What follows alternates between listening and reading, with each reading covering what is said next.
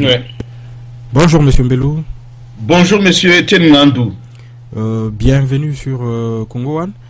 Monsieur Mbelou, il y a controverse sur la composition de la Commission nationale des droits de l'homme et la Ligue des électeurs, les Touches Noires, ainsi que d'autres associations qui œuvrent d'autres ONG qui œuvrent dans les droits de l'homme dénoncent ce qu'elles appellent vice des procédures, et elles parlent de la politisation et de la non-représentativité de cette structure composée, selon elles, plus des politiciens que des défenseurs des droits de l'homme.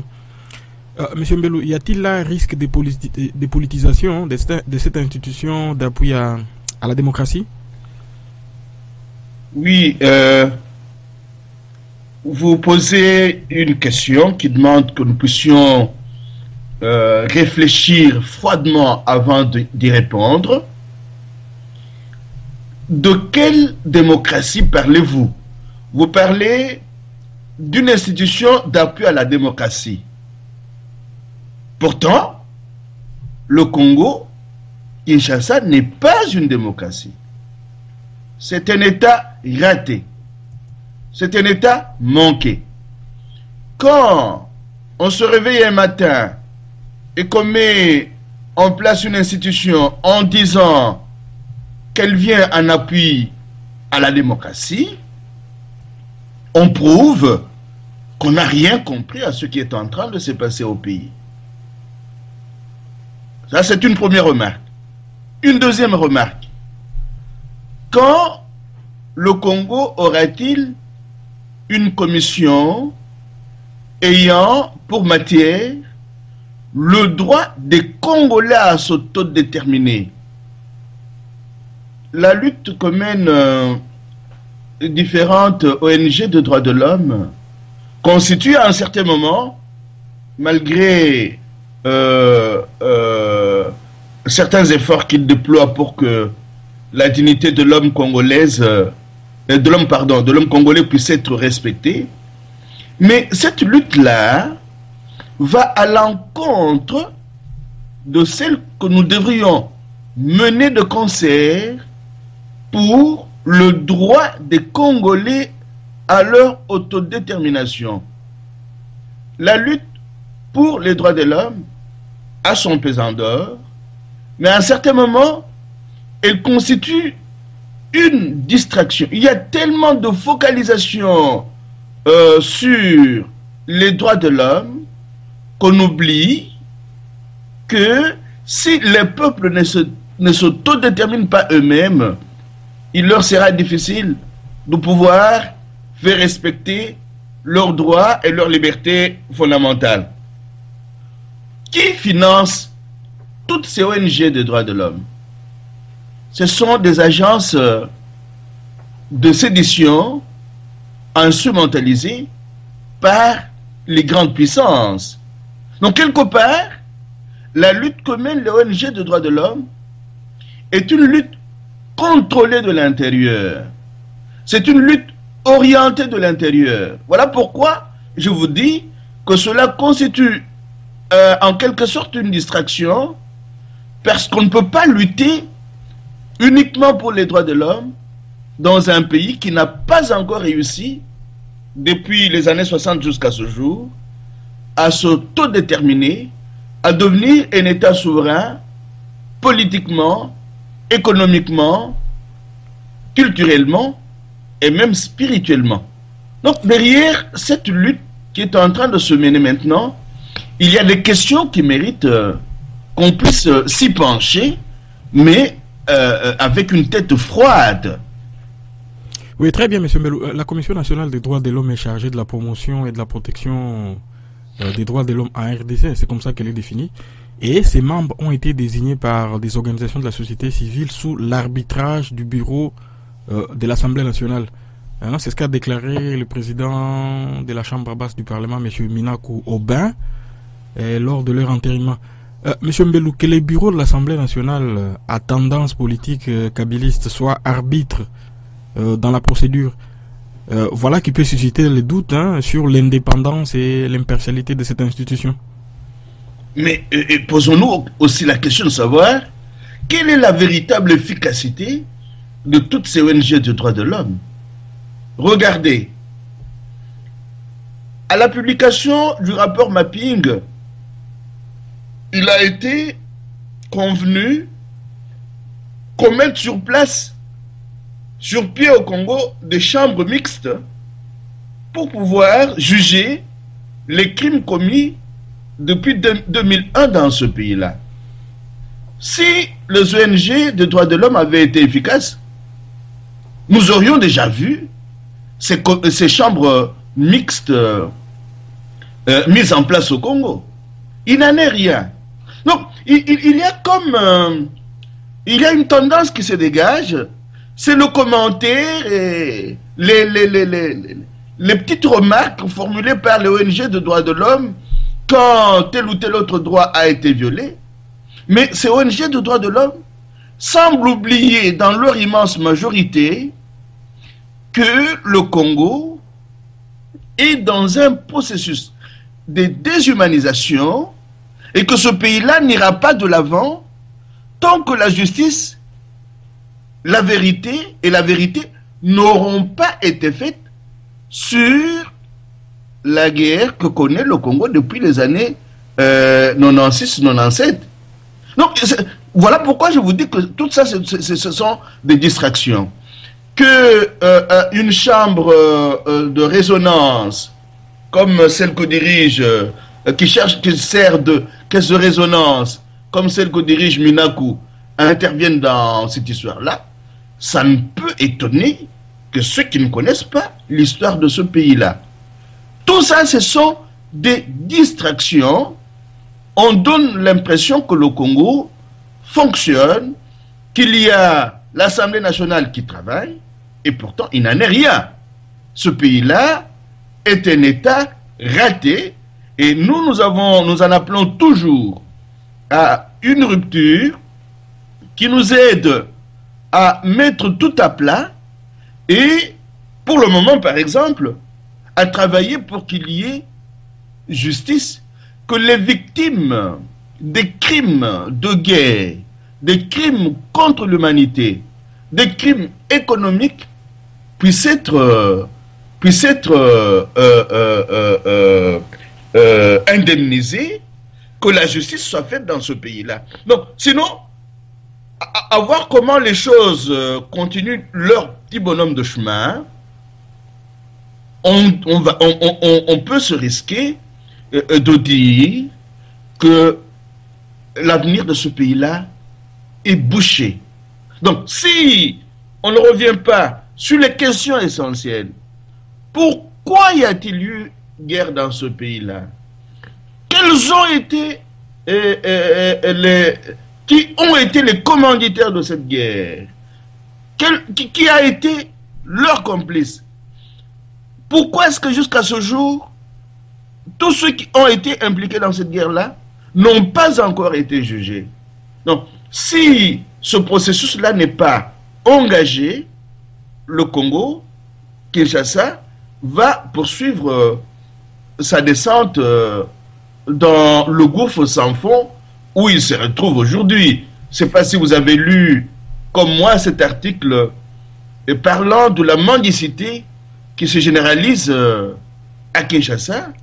Donc, nous sommes là en face d'un peuple chosifié, déstructuré mentalement, moralement, socialement, économiquement et spirituellement, qui n'a aucun sein à qui se vouer. Et dans l'entretemps, on multiplie les commissions, on parle de droits de l'homme, mais notre peuple est en train de se mourir. Il y a urgence qu'on puisse arrêter tout ce cinéma-là. Mais M. Mbelou, est-ce que les fonds, sur les fonds, le problème n'est pas les modes de fonctionnement de ces fameuses ONG des droits de l'homme?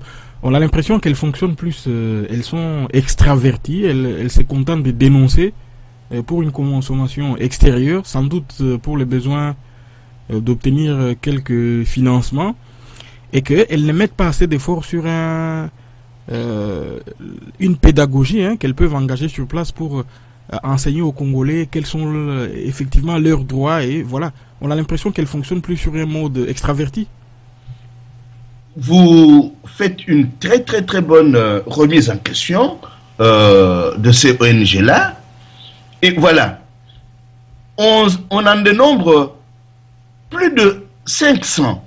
Est-ce normal qu'un pays qui se veut souverain puisse fonctionner avec plus de 600 ONG extravertis, financés par les agences de sédition instrumentalisées par les grandes puissances, et dans la plupart de ces ONG-là, c'est le président ou le vice-président qui souvent bénéficie des fonds qui viennent de l'extérieur. Pourquoi ces ONG sont-elles financées de l'extérieur? Qu'est-ce que l'extérieur poursuit en finançant les ONG dans un pays où il y a eu une guerre permanente depuis les années 90 jusqu'à ce jour? Voilà des questions auxquelles nous devrions nous attaquer en essayant de dépasser les structures de ces ONG-là, et nous ne cessons de le dire, de constituer un grand mouvement citoyen qui va au-delà des appartenances politiques, hein, le mouvement pour un Congo solidaire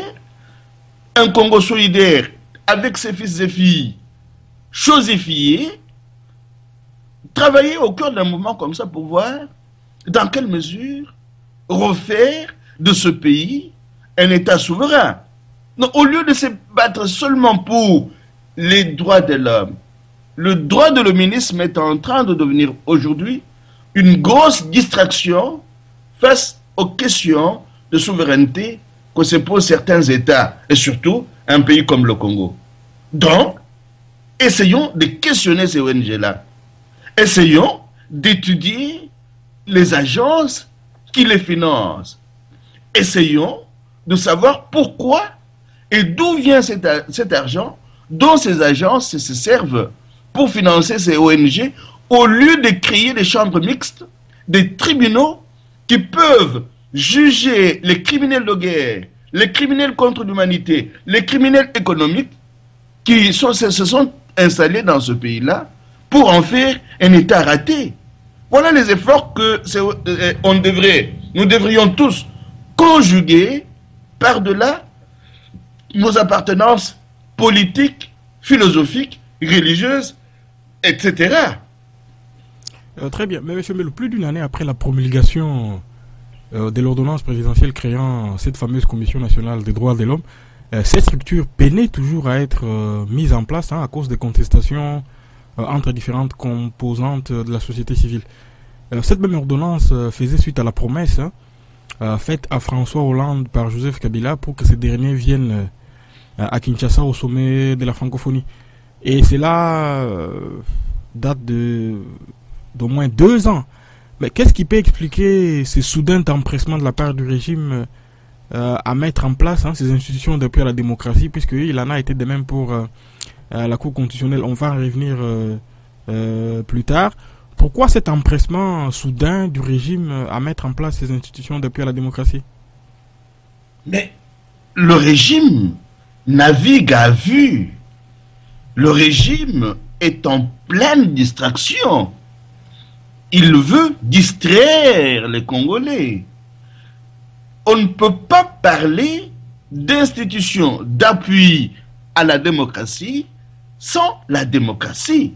Où voyez-vous la démocratie au Congo-Kinshasa? Il n'y a pas de débat public. Il n'y a pas de controverse.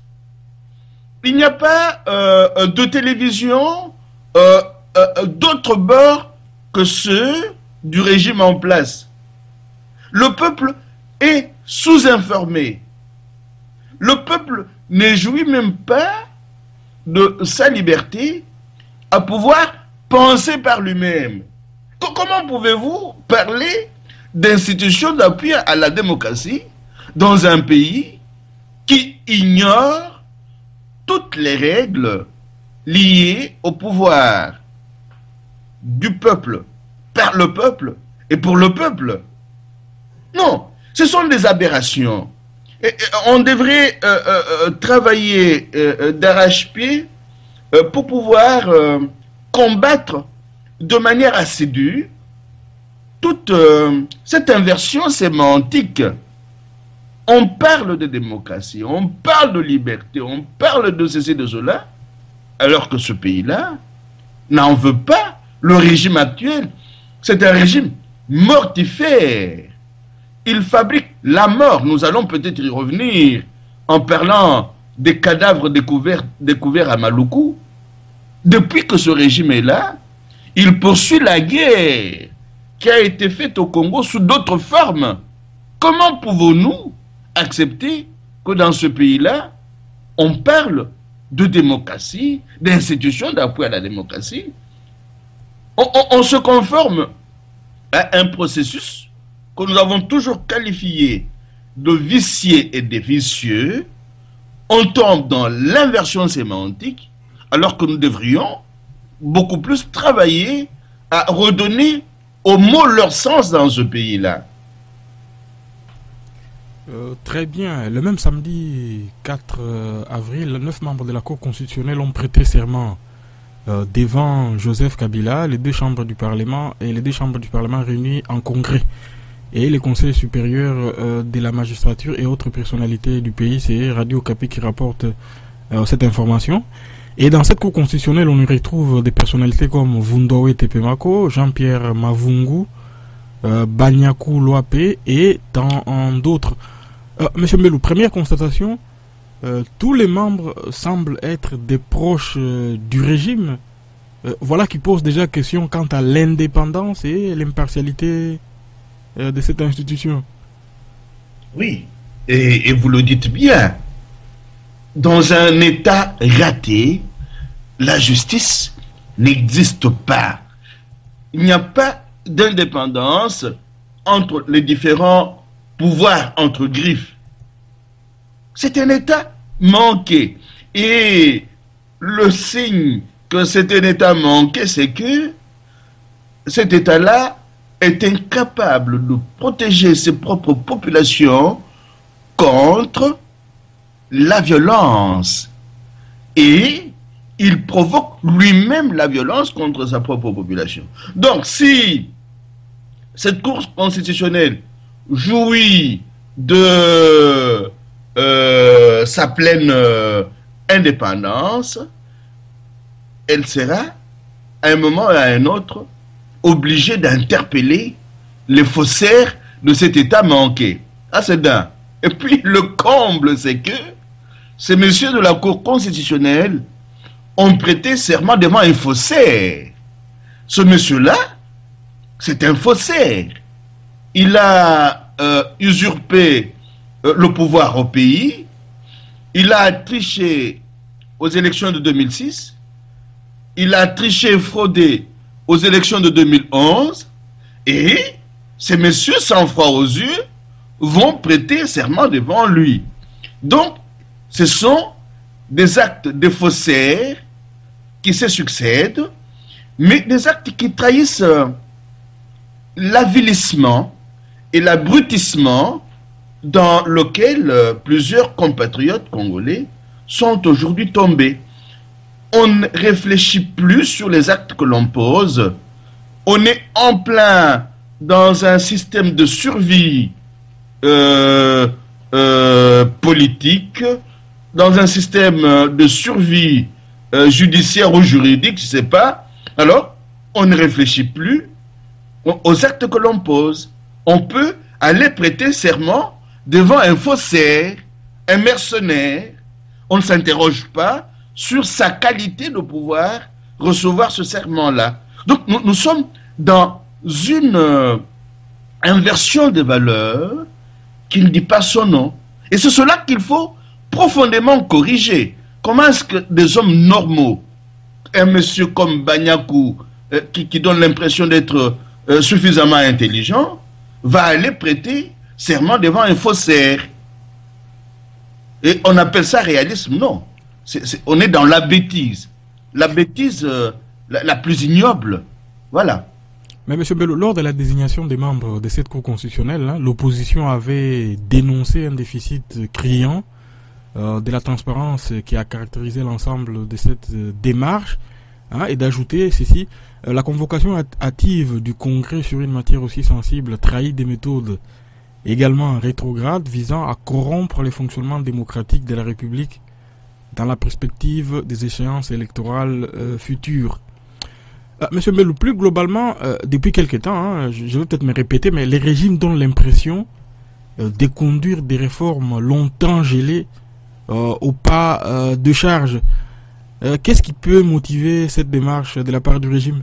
Pour pouvoir tromper la vigilance des Congolais, faire croire aux Congolais qu'ils voudraient se reconvertir et devenir un régime, un État démocratique.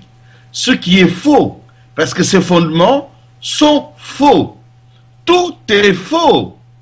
On ne peut pas partir de la fausseté pour pouvoir donner l'impression de se convertir. Donc, il y a là, et puis, cette opposition dont vous parlez, c'est une opposition du statu quo. Ce sont les oiseaux du même plumage. Plusieurs des membres de cette fameuse opposition-là, à quelques exceptions près, passent d'un camp à l'autre. Donc nous avons aujourd'hui au Congo, comme je le dis, à quelques exceptions près, les membres du statu quo qui voudraient garder ce pays-là dans son état de marché libre des grandes puissances extérieures, et que ce soit du côté de l'opposition ou de la majorité dite présidentielle, on a beaucoup de nègres de service qui font les figurants dans un néolibéralo-parlementarisme pour pouvoir servir les intérêts de leurs parents qui sont à l'extérieur. Hein? Donc il n'y a rien, il faut pas, ce n'est pas parce que ces messieurs-là donnent l'impression de faire partie d'une opposition critique qu'ils ne sont pas membres du statu quo. Vous les avez vus tous défiler chez leurs parents, l'oncle Sam, il n'y a pas longtemps. Tous, ou la plupart d'entre eux sont allés recevoir les ordres chez l'oncle Sam. Ils ne travaillent pas pour les biens des Congolais. Ce sont des politiques extravertis, des compatriotes qui ont perdu jusqu'à la fierté d'être eux-mêmes. On ne peut pas compter sur eux parce qu'ils font partie de l'opposition, je dis bien à quelques exceptions près, pour pouvoir reconstruire ce pays-là. Leurs critiques servent de distraction, les distractions qui leur permettent d'avoir accès à leurs émoluments à la fin de chaque mois dans un pays où les gens meurent de faim au quotidien, entassés dans des bidonvilles et ayant perdu jusqu'à la fierté d'être eux-mêmes et à la dignité humaine. Monsieur Mbelou, peut-on nourrir quelques espoirs sur les deux nouvelles institutions d'appui à la démocratie mises en place, ou bien seront-elles réduites au rôle d'instrumentalisation, comme c'est le cas malheureusement avec le CESAC? Et est-ce que, par exemple, la Commission des droits de l'homme va-t-elle se saisir du cas des nombreux prisonniers politiques, je parle de Christopher Ngoyi, Diomi Ndongala, et la commission, la Cour constitutionnelle, va-t-elle se saisir des cas de violations répétitives de la Constitution par Joseph Kabila lui-même? Oui, des très bonnes questions, mais je vais peut-être vous décevoir. Il n'y a rien de bon qui peut se faire dans un État raté et manqué. Tout ça, c'est du bluff, c'est du blabla. Hein, voilà pourquoi nous nous en appelons à une mise à plat de ce régime-là. Il faut recommencer les choses à neuf. Il ne faut pas compter sur des faussaires, des mercenaires pour pouvoir recréer un État digne de ce nom, avec des institutions dignes de ce nom. Non. C'est-à-dire que pour des raisons de survie, les compatriotes vont adhérer à telle ou telle autre institution, mais ça ne sera pas pour servir la cause d'un État responsable. Non, non, non. Ils travaillent avec des faussaires et des mercenaires. Très bien. Le président américain Barack Obama s'est entretenu au téléphone mardi de la semaine passée avec Joseph Kabila. Et dans un communiqué publié par la Maison Blanche, les Américains indiquent que Barack Obama a souligné au cours de la conversation l'importance d'élections en temps voulu, crédibles, pacifiques et qui respectent les droits de tous les Congolais. Monsieur Mbelou, il y a eu énormément de spéculations sur l'Internet congolais à propos de cet entretien. Quelle lecture en avez-vous? Je m'excuse, hein. Qui est Barack Obama pour dire à Kabila ce qu'il doit faire? C'est ça tout le problème. Voilà pourquoi j'ai posé depuis le début de cette émission la question du droit des peuples à s'autodéterminer. C'est un droit reconnu par la Charte des Nations Unies. Il n'appartient pas à Barack Obama de dire aux Congolais ce qu'ils doivent faire pour leur pays. Est-ce qu'un président congolais africain peut aussi appeler à Barack Obama pour lui dire ce qu'il doit... Il y a des compatriotes qui estiment que c'est du réalisme, c'est la grande puissance, c'est le maître... Mais c'est du blabla tout ça. Les États s'autodéterminent. Barack Obama ne peut pas aujourd'hui appeler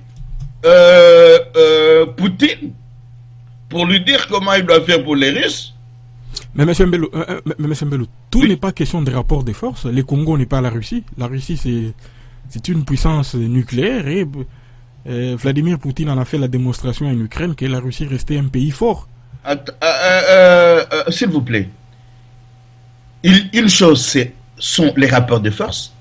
Une autre, c'est le respect du droit international. Le droit des pays à s'autodéterminer fait partie intégrante du droit international. Il n'appartient pas au président de... Le Congo n'est pas un État fédéré américain. Mais c'est vrai. Mais M. Mbelou, est-ce que ce n'est pas parce que chez nous n'avons pas un leadership assez fort? Il se pose, c'est une question récurrente qui revient régulièrement. On parle d'un manque de leadership, on les voit bien, et les pouvoirs, les régimes de Kinshasa, représentés par Joseph Kabila, il illustre un leadership assez faible. Non, ce qu'il y a de vrai dans cet appel, c'est ceci. Ce sont les Américains et les Anglo-Saxons qui ont fait la guerre au Congo, qui ont détruit le Congo, qui ont chassé Mobutu et qui ont placé ceux qui sont venus après Mobutu. Voilà pourquoi ceux-là leur sont redevables. Rappelez-vous le film Rwanda's Untold Story, et je vous rappelle qu'aujourd'hui c'est le 6 avril, c'est une date très très importante pour les Grands Lacs parce que c'est aujourd'hui qu'on a tiré sur l'avion du président Habyarimana. Mais quand vous avez suivi le film intitulé Rwanda's Untold Story, on vous dit clairement que la guerre contre l'Ouganda et le Rwanda ont servi de tremplin pour avoir accès au Congo. C'est-à-dire que depuis la guerre de 96-97, le Congo appartient en quelque sorte à ceux qui ont mené la guerre contre ses fils et filles. Il y a un travail à faire, c'est pouvoir récupérer ce pays des mains de ceux qui ont fait la guerre de prédation et de basse intensité en 96-97. Donc, Kabila leur est redevable comme leur nègre de service. Mais dans un État normal, il n'appartiendrait pas à Barack Obama de dire à un président de notre pays ce qu'il doit faire. Non, c'est une usurpation de pouvoir. Cela participe de l'hégémonie, de la suprématie globale à laquelle les États-Unis travaillent. Et ça va être lié aux futures guerres contre le terrorisme qui pourront être déclenchées à partir des pays limitrophes du Congo, comme on en a déjà vu maintenant au Kenya. Le Kenya, l'Ouganda et les autres pays pourront être attaqués par les terroristes fabriqués par les grandes puissances. Et le terrorisme servira de prétexte pour que ces pays, que nous appelons grandes puissances, s'installent en Afrique et fassent main basse sur les ressources du sol et du sous-sol africain. C'est cela qui est en train de se passer. Mais malheureusement, nous avons pour la plupart perdu l'habitude de lire de manière conséquente notre histoire pour en comprendre les enjeux. L'un des enjeux actuels du Congo, c'est que Kabila peut partir, mais l'OTAN va s'installer au Congo. Et qu'est-ce que l'OTAN cherche? L'OTAN cherche d'abord, Africom va s'installer au Congo. Africom cherche quoi?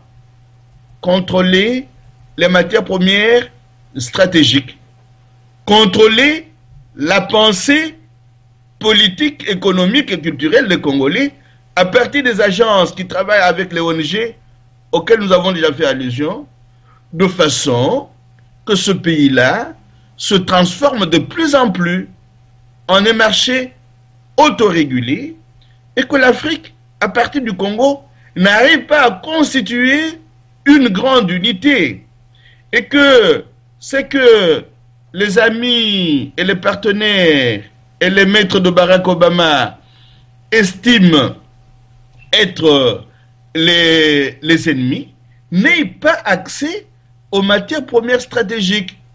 Donc, ne vous leurrez pas en croyant que Barack Obama peut souhaiter que le Congo devienne un État libre et souverain.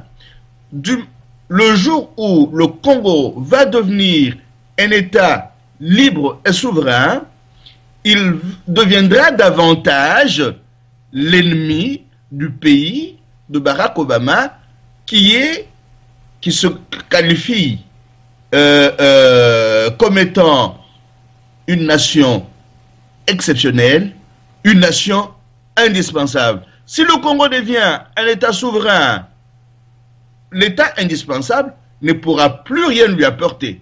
Voilà pourquoi tout est conjugué pour le moment de façon que ce pays-là reste sous la botte de l'oncle Sam et qu'il continue à avoir à sa tête beaucoup les nègres de service à même de servir les intérêts de l'oncle Sam et de leurs alliés, de ses alliés. Monsieur Mbelou, le communiqué publié par les Américains ne fait pas allusion à l'intention réelle ou supposée de Joseph Kabila de briguer un troisième mandat ou de se maintenir au pouvoir après 2016. Barack Obama aurait évoqué l'héritage de Joseph Kabila, qui, selon lui, a fait sortir la RDC de la guerre et a mis les pays sur la voie du progrès démocratique. Fin de citation, c'est ce qui a été dit dans ce communiqué américain. Toutefois, le président américain a indiqué que cet héritage devrait être consolidé par des élections libres et équitables en 2016. Monsieur Mbelou, parler d'héritage, est-ce une manière d'indiquer la voie de sortie à Joseph Kabila? Non, c'est du mensonge, hein? C'est du bluff. Il n'y a rien eu dans ce pays-là. La guerre se poursuit. Nos villages sont désertés. Nos paysans sont chassés de leurs terres et les terres congolaises sont occupées par les proxys du pays de Barack Obama. Kabila n'a pas sorti le pays de la guerre. Si Kabila avait sorti le pays de la guerre, les chambres mixtes prônées par le rapport mapping de 2010 auraient vu jour au Congo. Si Kabila avait sorti le Congo de la guerre, il n'y aurait pas eu ces 425 cadavres des compatriotes enterrés nuitamment. Si Kabila avait sorti le Congo de la guerre, il n'y aurait pas eu cet essoufflement au cœur de sa majorité présidentielle. Si Kabila avait sorti le Congo de la guerre, il y aurait eu aujourd'hui au Congo des médias libres et pas des médias qui s'autocensurent comme on en a aujourd'hui. Voilà. Donc, si Kabila avait sorti le Congo de la guerre, il y aurait eu une économie socialement inclusive. Il n'y aurait pas autant de Congolais et de Congolaises qui continuent à mourir de faim et de maladie. Hein? Dieu merci, nous avons fait partie des rares pays africains pour lesquels notre pape François a prié hier à partir de Rome. Donc le Congo n'est pas sorti de la guerre. Le Congo s'enfonce dans la guerre. Les fils et les filles du Congo sont tués chaque jour. Les fils et les filles du Congo sont enfermés dans des prisons occultes. On ne sait même pas avoir accès à eux. Les fils et les filles du Congo n'ont pas droit à la parole libre. Donc la guerre a plusieurs visages. Ce n'est pas parce que il n'y a pas tellement d'armes qui crépitent que nous pouvons dire que la guerre s'est terminée. Non, pas du tout. Très bien, pour finir, environ 420 corps ont depuis 2 semaines été enterrés dans une fosse commune au cimetière de Fula dans la commune de Maluku à Kinshasa. C'est Radio Okapi qui rapporte cette information. La découverte a été faite par la population de ce coin de la capitale. Elle a tout de suite saisi la MONUSCO pour dénoncer des odeurs nauséabondes qui s'y dégageaient. Monsieur Mbelou, cette affaire pose de nombreuses questions et les régimes peinent à convaincre sur l'identité de ce corps. Pour Évariste Bochab, il s'agit des indigents gardés longtemps à la morgue centrale de l'hôpital général de référence de Kinshasa, ex-Mamaemo, et inhumés par l'hôtel de ville de Kinshasa sur une demande de la direction de la morgue. Monsieur Mbelou, pourquoi la communication du régime dans cette affaire peine à convaincre? Elle peine à convaincre parce que le régime est un régime mortifère. Il a comme visée l'extermination des Congolais. Et il s'est révélé à plusieurs reprises capable de tuer sans problème de conscience. Vous avez fait un travail remarquable parce que vous avez gardé sur le site de Congo One plusieurs images des cadavres des Congolais. Et je ne vous en saurai jamais suffisamment gré. Vous avez montré par ces images-là que le régime en place est un régime d'extermination des Congolais. Donc, il est là en plein dans sa mission. Exterminer le plus possible des Congolais.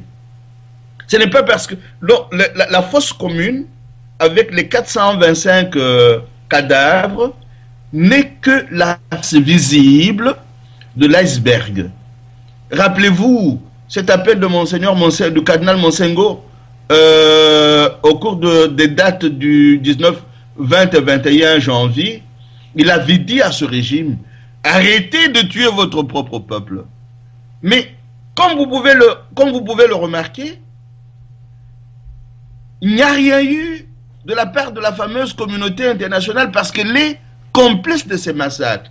Elle est complice de ces tueries. Et je vous rappelle encore une fois le titre du livre de Charles Onana, Europe, crimes et censure au Congo, les documents qui accusent. Donc il y a là une histoire qui se perpétue. Malheureusement, nous sommes incapables pour plusieurs d'entre nous de travailler sur le long terme pour comprendre que c'est une même histoire. On peut ne pas tuer avec les armes, on va enfermer dans des cachots, tuer et aller enterrer nuitamment. On peut ne pas tuer avec les armes au vu et au su de tout le monde. Rappelez-vous, Christophe Ngoyi et son ami Martin Fayoulou, quand ils sont allés à l'hôpital général, ils se sont rendus compte qu'il y avait des compatriotes blessés qu'on achevait au niveau de l'hôpital. Donc, cette fosse commune révèle la véritable nature et la mission du régime en place que certains d'entre nous estiment être démocratique, mais c'est un régime criminogène, sanguinaire, mortifère. Et si les Congolais ne comprennent pas que nous devons pouvoir nous mobiliser comme un seul homme, par-delà nos appartenances philosophiques, religieuses, spirituelles et partisanes, pour pouvoir redonner vie à cet espace géographique-là, à cet espace culturel-là, à cet espace spirituel-là, nous allons disparaître comme peuple. Très bien, merci beaucoup, M. Mbelou, et à la semaine prochaine. Merci bien, M. Tiengandou, et à la semaine prochaine.